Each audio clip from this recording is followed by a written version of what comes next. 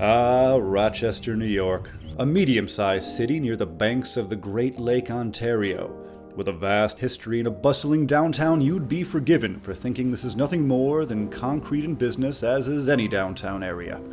But the thing about Rochester is, it holds a tantalizing secret. You're watching Small Plots with Kevin. I'm Kevin. And this is a celebration of the secret world of urban birds.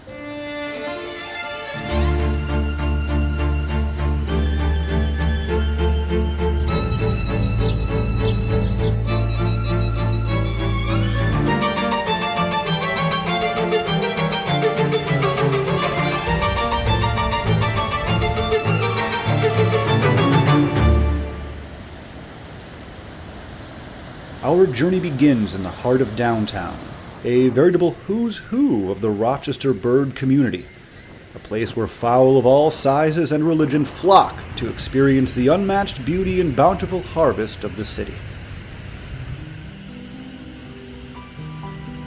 The humble seagull, a familiar sight in any populated area almost anywhere in the world.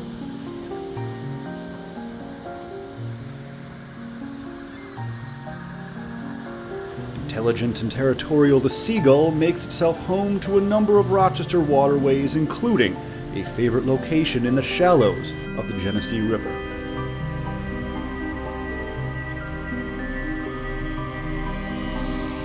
Oh, look how they fly, look how they flock.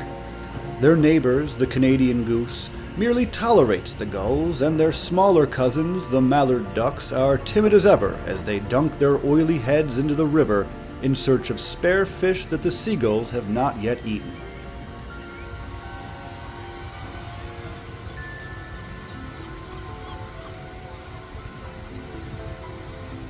The stoic heron does not care.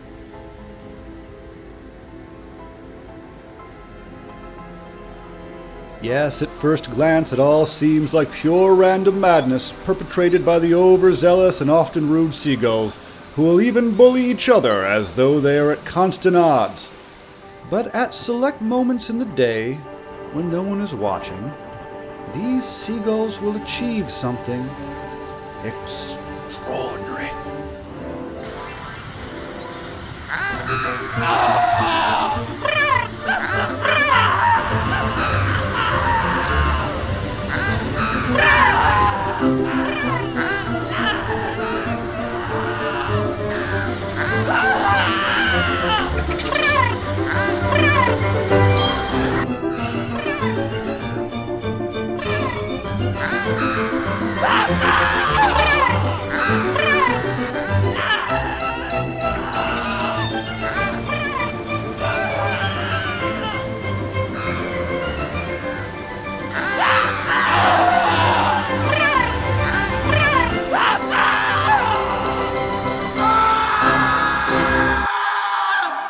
Further on down the lane, we come across a lonely fellow who may have bit off more than he can chew. Yes, I'm talking about our friend the pigeon, bold and brave, trying his hand at impressing a few of the nearby female members of the flock.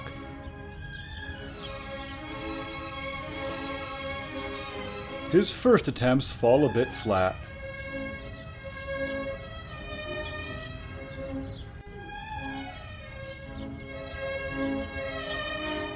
But our friend the pigeon has a few tricks up his sleeve that are sure to impress.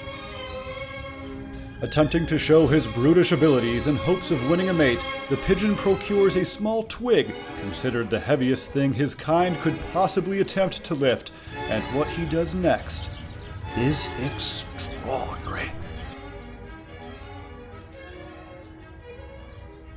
He lifts it up, and he puts it back down.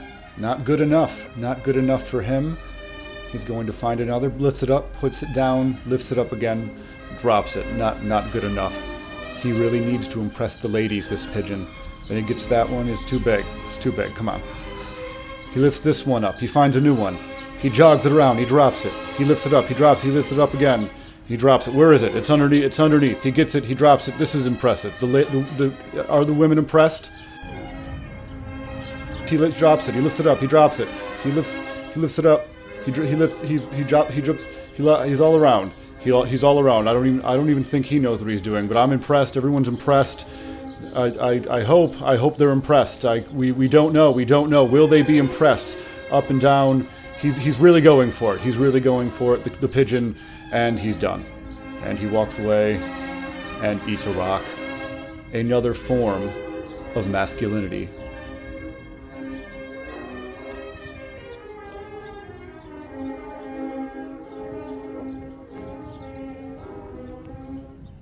Despite his valiant and tenacious efforts, it seems as though he failed to catch the eye of any of his local hens. But what's this? It looks like he has caught the eye of someone after all. Timorous but lucid, our friend the pigeon gives in to his curiosity and embraces perhaps the only chance he will ever have at true love. The stoic heron does not care.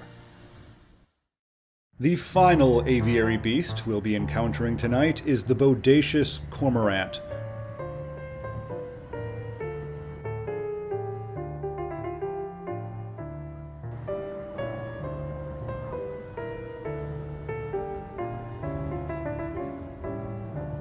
Proudly perched atop his meager, stony respite, ever looking, ever watching, the cormorant waits and sits and waits, watching ever closely until he's amassed a sizable audience before him. The stoic heron is excited by this.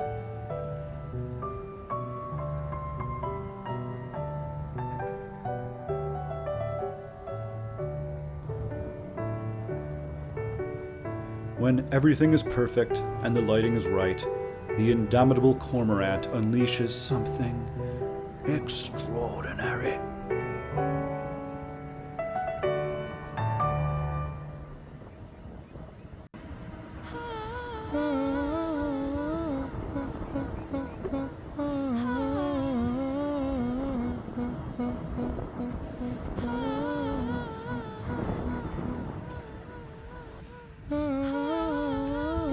Intrigued by the cormorant's haunting melody, his fellow bird folk join in with turbulent glee.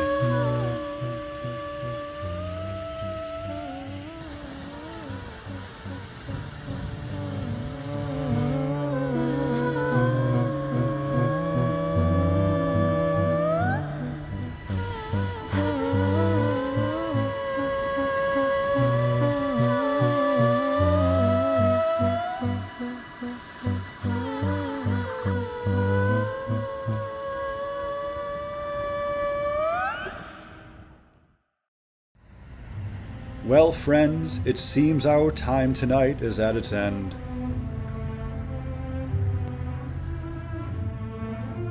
It's been a true ride through the golden and glistening streets of Rochester, New York. I hope you learned something, and I hope that something is that urban birds are pretty mad cool and chill. This has been Small Plots with Kevin. I'm Kevin, and I'll catch you on that cloaca nexty.